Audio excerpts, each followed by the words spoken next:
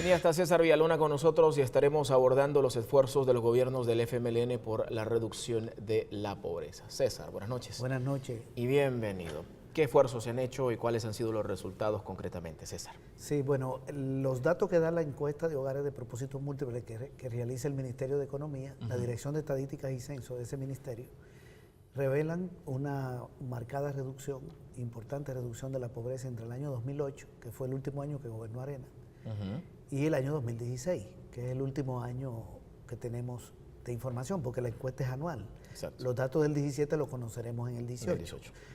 Entonces ahí se ve una caída de la pobreza de más o menos 40%, cerca de 40% a un 32 y tanto. Es una disminución importante en 8 años.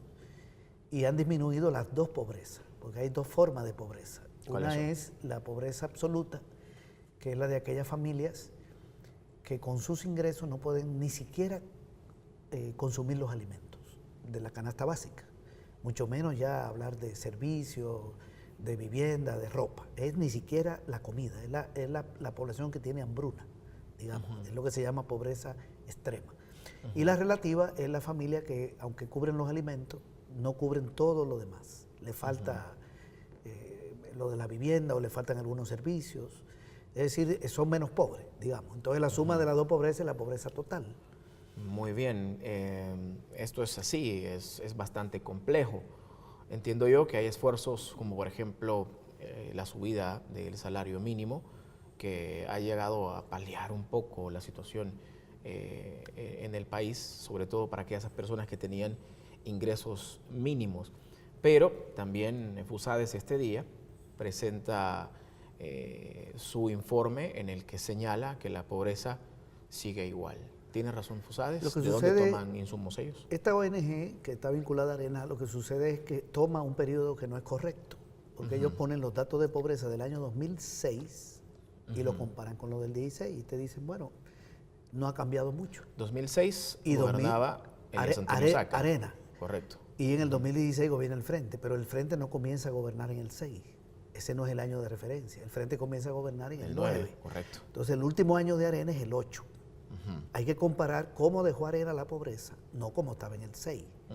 Porque Arena siguió gobernando en el 7 y en el 8. Entonces del 2006 al 8 la pobreza pasó de 32 a 40% casi. Arena la deja en 40. El gobierno del FMLN, el primero, la encuentra en 40. Y luego viene el segundo, y hoy está en 32 y tanto. ¿Esa escalada del 2006 al 2008 obedece también a la recesión económica mundial que se vivió en esos años? En alguna medida, aunque el año de caída fue el 9. Todavía en el 2007 la economía creció más de 3%, y en el 2008 creció 1.3%. Había un problema internacional, pero sobre todo era un problema de concentración de la riqueza que se estaba dando en el país, que se venía dando. Y en el año 2009 es el año de la caída de la economía, donde cae a menos 3.1, todavía en el 7 y el 8 no. Entonces, ¿por qué se ha reducido la pobreza? La pobreza se ha reducido en los gobiernos del Frente por los programas sociales, la redistribución del ingreso y los programas sociales que se conocen. ¿Cómo cuáles directamente? Por ejemplo, el programa de paquetes escolares y alimentación escolar, que por cierto no comienzan en el 9, comienzan en el 10. El programa de pensión básica universal para la población pobre de más de 70 años, que comienza por ahí por el 10, el programa de Ciudad Mujer, que ni siquiera comienza en el 10, sino en el 12, el de comunidades urbanas y rurales solidarias, el programa de agricultura familiar, que ha mejorado la actividad agropecuaria, y estaba el otro, que era el PATI, que ya no ha continuado porque ahora lo está manejando Injuve. Son 7 programas que se iniciaron en los gobiernos del Frente. Entonces, ¿qué es lo que quiere decir esta ONG? Que los programas sociales no han servido para bajar la pobreza. Esa es la idea. Entonces te ponen un periodo que no es correcto. Sí han servido, porque la pobreza estaba en 40 y está en 32. Entonces hay una marcada disminución. Esa es la verdad. César, usted menciona los programas del PATI. Yo recuerdo muy bien esos programas sociales. Se desarrollaban sobre todo en el interior del país, mucho también en el área metropolitana de San Salvador, pero mucho de esto también lo realiza Ciudad Mujer, específicamente con las mujeres, pero mucho de lo que el programa PATI hacía, enseñaba corte y confección, enseñaba carpintería y otros más beneficios, también lo está realizando Ciudad Mujer. Hace poco vimos un importante número de mujeres que han sido graduadas en materia de electricistas, por ejemplo. Sí, es que Ciudad Mujer no solo da atención en salud sexual y reproductiva, no solo le da atención a las mujeres afectadas por la violencia, sino que también tiene proyectos de emprendimiento.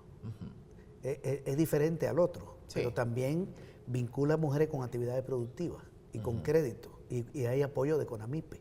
Por eso es un programa que tiene que ver también con el tema de la pobreza.